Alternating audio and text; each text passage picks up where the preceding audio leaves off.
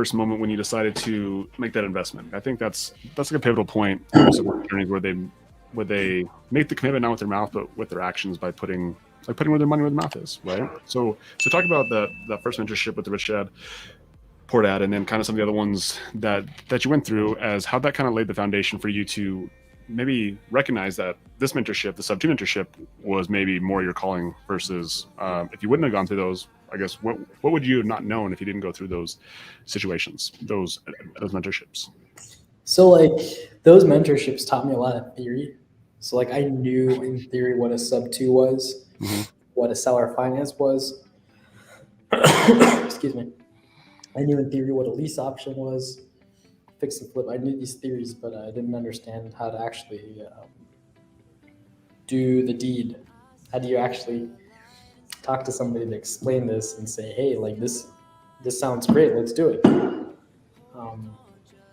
So this is very important. I learned how to actually do the business from sub 2.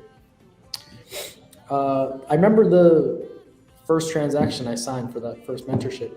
I will always love them for getting me started. They did high pressure sales. They were like cornered me in a room and they're like, do you want financial freedom? you either do it or you don't. You either do it, like you're gonna have to take bigger risks than this. What are you risking? Nothing. You gotta take risks. You gotta spend money to make money. Scared money don't make money. There was like a lot of this. And I was like, oh God, let's do it. Oh God, I'm scared. I'm gonna do it.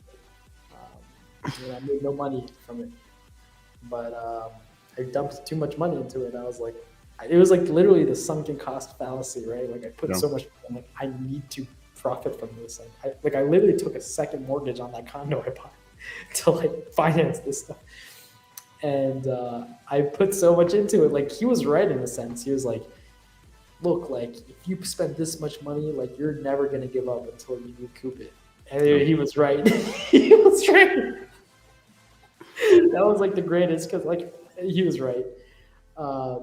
So that was, I always can thank them for getting me started because the reason I didn't give up for 2 years, I was like, this is not going to be an L. I've spent too much money. I can't take an L on this. But I knew sub 2 was going to be the last. I was like, I'm not spending a penny more. If this doesn't work, I'm done. I'm not made for this business. I'm not made for this.